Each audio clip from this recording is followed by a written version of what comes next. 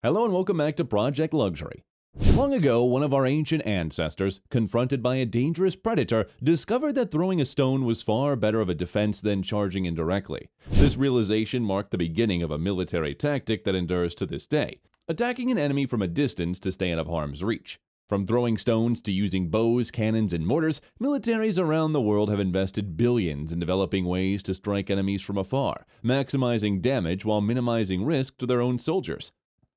Building on this concept, let's explore Rapid Dragon, one of the most advanced cruise missile deployment systems in existence. Developed by the United States Air Force and Lockheed Martin, Rapid Dragon represents an almost perfect solution for offensive missile operations. This impressive system can deploy long-range, highly accurate cruise missiles within seconds. Launching from an airborne platform, it offers incredible maneuverability and is remarkably cost-efficient. Most importantly, it poses minimal risk to the soldiers involved, making it a military holy grail of effectiveness, flexibility, safety, and cost efficiency. But there's an additional factor that elevates Rapid Dragon to legendary status. One ancient ancestor still facing that snarling predator, realizing that throwing multiple stones instead of just one significantly increases the chances of hitting the target, even if it sacrifices some accuracy. This concept of launching multiple missiles simultaneously further enhances the effectiveness of the Rapid Dragon system. While Rapid Dragon is innovative, its concept isn't entirely groundbreaking. The most significant advancement it offers is cost efficiency. Similar ideas have been around since the 80s. Back then, the Cruise Missile Carrier Aircraft, or CMCA project, proposed converting Boeing 747 cargo planes into missile deployment systems. The idea was to launch 50 to 100 cruise missiles from one side of the plane using a rotary deployment system guided by a semi-autonomous targeting computer. Ultimately, the U.S. military chose to pursue the B-1 bomber instead, but this shows that the idea of autonomous missile swarm attacks date back to at least 40 years ago. In 2010, the U.S. Air Force Institute of Technology proposed a palletized missile drop solution, a design much closer to what Rapid Dragon became. This research began as a response to reports that near-peer adversaries of the U.S. were developing area denial tactics to counter the U.S.'s naval and aerial capabilities. The origin of Rapid Dragon, therefore, reflects the ongoing military race to counter an enemy's technology, or even to preemptively counter what is assumed the enemy might develop. The 2010 palletized missile concept was further refined into what we now know as the Rapid Dragon deployment system. Here's how it works. A customizable disposable deployment box, or pallet, is loaded into the cargo hold of almost any unmodified airdrop-capable supply line, such as the common C-130s and C-17s. This adaptability is a major advantage, since most militaries are most likely to have these supply planes rather than large, specialized bombers like the B-52 Stratofortress, which requires a much longer runway of about 10,000 feet, compared to a C-130 which only needs 3,000 feet.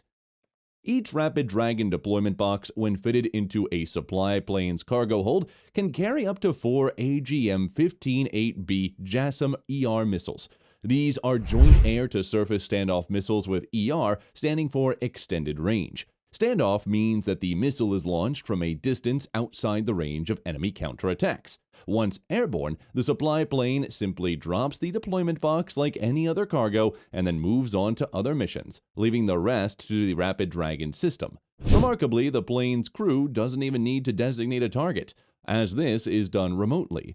This means that a standard supply drop crew without any additional training can handle the mission. The Rapid Dragon deployment box is almost entirely autonomous. It receives target information instantaneously, and each missile ignites to seek out its target upon deployment. These missiles are highly accurate, though their success can depend on various circumstances.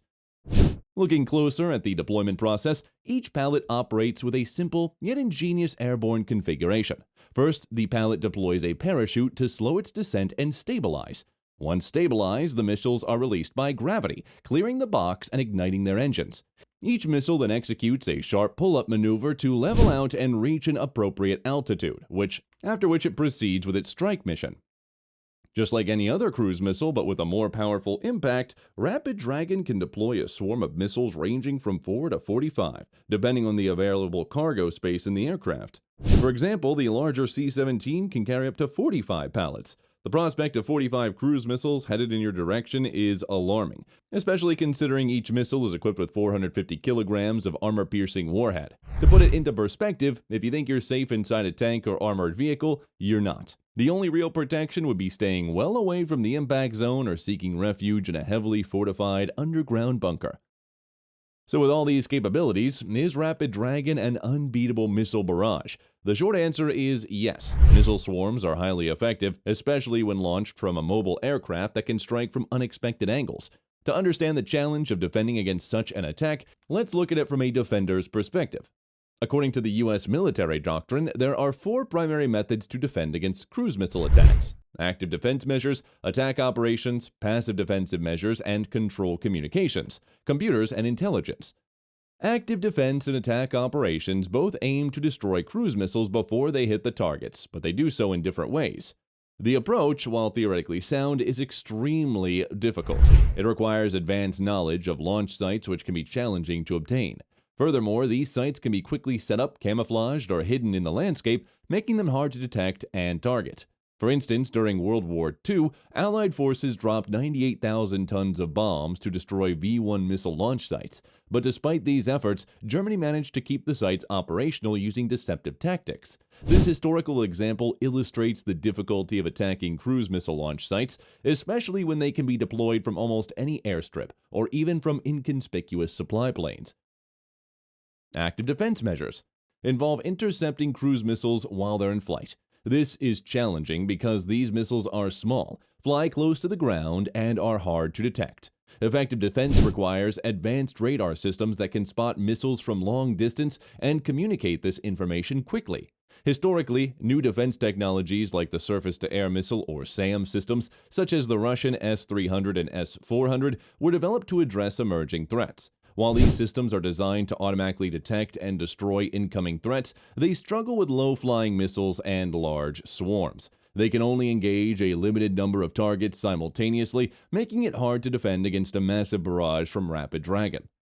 Air defense involves intercepting missiles with aircraft. Although aircraft equipped with radar can attempt to shoot down incoming missiles, they face the same challenge as SAM systems, dealing with a large number of targets at once.